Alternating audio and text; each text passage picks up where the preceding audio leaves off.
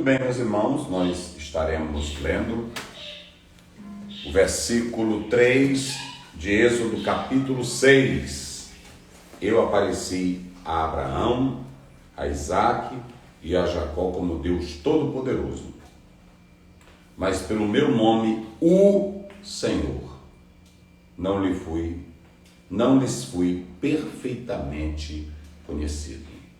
Hoje nós vamos falar sobre o Yehová. Vamos falar hoje sobre esse Deus Todo-Poderoso. O Yehová, que nós temos aqui aquilo que é chamado de tetragrama, ok? Que são as consoantes que na verdade fazem menção do nome do nosso Deus. Deus estava não apenas manifestando atos poderosos em Êxodo, mas Ele é o Deus que vai se revelando pelo seu nome.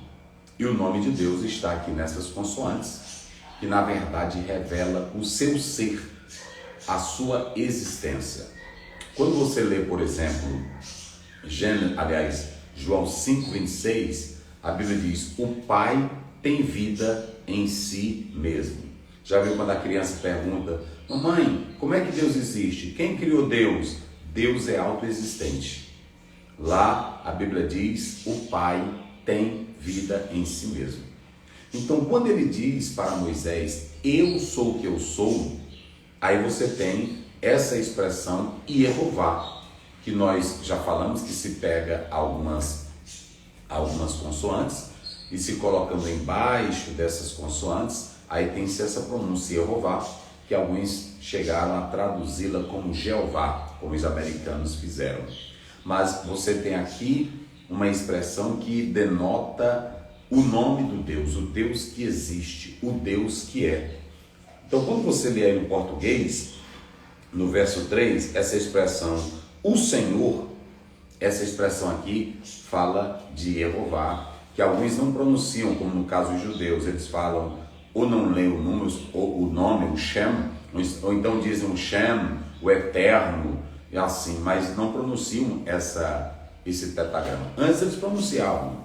Agora, o que nós podemos dizer aqui é que esse nome, ele vai se tornar tão importante, porque se você ler Números 13, 16, até alguns nomes vão ter aí nos seus sufixos e também prefixos, vão possuir algumas dessas consoantes falando desse Deus que é o Deus Salvador, o Deus Libertador, o Deus Poderoso, o Deus que age. E o nome de Josué, vocês podem analisar que esse nome Josué, que é Oséias, ele vai falar de salvação, né? É muito importante atentarem para isso. Então, Yehová é aquele que existe, é o nome próprio de Deus. Yehová é o nome próprio de Deus. Yehová é o nome próprio do Senhor Eterno. Mas aí, se você analisar Gênesis 2, vamos dizer aí, Gênesis 2:5, se você analisar, você vai dizer assim: pastor, mas como é que a Bíblia diz que Deus iria manifestar o seu nome se ele já tinha falado também esse nome? Vamos lá. Ainda não tinha brotado nenhum arbusto no campo, e nenhuma planta havia sido germinada. Isso. Porque o Senhor Deus ainda não tinha feito chover sobre a terra, e também não havia homem para cultivar o solo. Então, esse Deus aí, o Senhor Deus, está aí? Esse Deus aí é o Yehová, é o tetragrama, é o mesmo que aparece aqui em Êxodo 6:3. E aí, pastor, por que aparece agora que ele diz que eu vou me tornar conhecido? Na verdade, Moisés está fazendo uma narrativa do Deus Criador, mas até o presente momento ele não tinha revelado ainda a essência desse Deus que é, desse Deus que existe, desse Deus que é todo-poderoso. Vamos ver Gênesis 4:26, só para os irmãos também observarem. E no Salmo 116, verso 17, você tem a presença de Deus aí de modo histórico, mas é a partir de agora, a partir de Êxodo, que Deus vai revelar esse Deus que é, esse Deus que existe. Vamos lá. Gênesis 4:26. Sim. E a Sete também nasceu um filho, e chamou o seu nome Enos. Então se começou a invocar o nome do Senhor. Isso. então se começou a invocar o nome do Senhor. Então, esse nome aí, o Senhor, aí está apontando para o tetragrama, para o Deus que é, o Deus que existe. E aí talvez você me pergunte, pastor Zéu, e por que o Senhor está falando disso aqui? Primeiro, meus irmãos, Deus se apresentou como Elohim, vocês se lembram? Elohim. Deus se apresentou como El Shaddai, lembrando que Shod pode falar de peito, Shaddai pode falar do Deus suficiente, pode falar do Deus Todo-Poderoso, mas na Mesopotâmia era também falado como rocha. Vocês sabiam que esse Shaddai era visto como rocha? Ou seja, a ideia era, quem estivesse em Deus era como se estivesse em uma rocha firme, indestrutível. Veja bem, Deuteronômio 32, verso 4. Isso é muito importante você atentar para isso, por quê? Porque você tem aí a ideia desse Deus maravilhoso, como é que diz? Ele é a rocha, cuja obra é perfeita. Olha! Porque todos os seus caminhos justos são. Deus é a verdade e não há nele injustiça. Justo e reto é.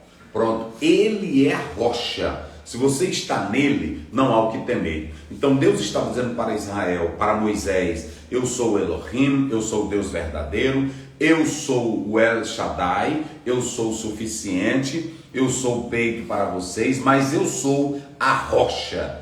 Imagine você, olha, para você enfrentar lutas, para você enfrentar batalhas, para você ser crente sob toda e qualquer circunstância, você precisa saber quem é esse Deus. Você precisa ter essa intimidade. E é dessa forma que Deus vai começar a fortalecer Moisés. Porque senão Moisés teria deixado de lado a missão. Mas como ele tomou consciência de quem é Deus, o Elohim, o El Shaddai, agora o Yehová, o Deus que existe. E o que tem, pastor Zé, nesse Deus que existe? Ele não é apenas o Deus existente, ele é.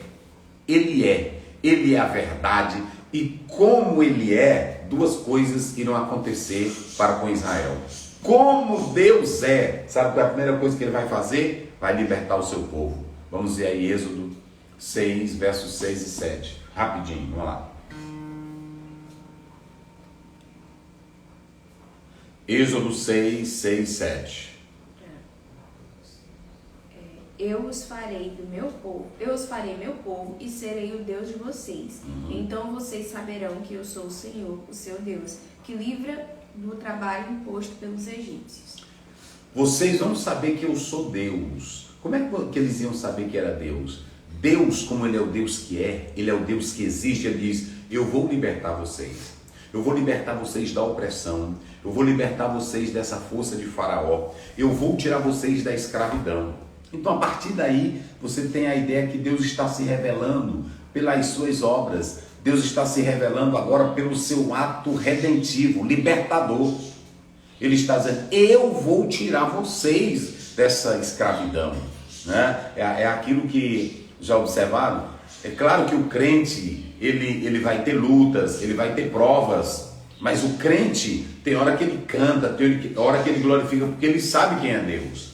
E Deus iria libertar Israel da opressão de Faraó. A segunda coisa, não somente iria libertá-los, mas iria levá-los a uma terra que manava leite e mel. Eita, glória a Deus. Vamos ver aí a palavra do Senhor no mesmo texto de Êxodo 6, verso 8.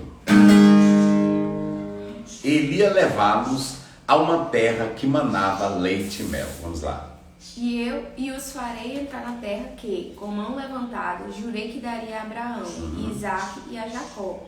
E eu a darei a vocês como propriedade. Eu sou o Senhor. Pronto. Duas coisas nesse tetragrama, nesse Yehová, nesse eterno. Duas coisas. Por que ele é Deus? Ele vai provar que ele é Deus, o Deus que é. Primeiro, porque ele vai libertar Israel do poder de Faraó. Segundo, vai levá-los a uma terra que mana leite e mel. Sabe o que é isso? Terra de prosperidade. Sabe o que é isso? Terra de bonança. Sabe o que é isso? Terra de riqueza. Então, seria duas formas de Israel agora tomar conhecimento desse Deus que iria se revelar, não apenas como Jeová, Rafá, não apenas como Jeová Sabaote, Senhor dos Exércitos, não apenas como o Jeová Nissi, o Senhor é a nossa bandeira, não apenas como Jeová Jireh, o Deus da provisão. Ele vai agora se revelar na sua essência, no seu caráter, na sua existência. Se eu existo, se eu sou, eu vou fazer duas coisas: eu vou libertar vocês, e a segunda, eu vou levar vocês para uma terra que mana leite e mel.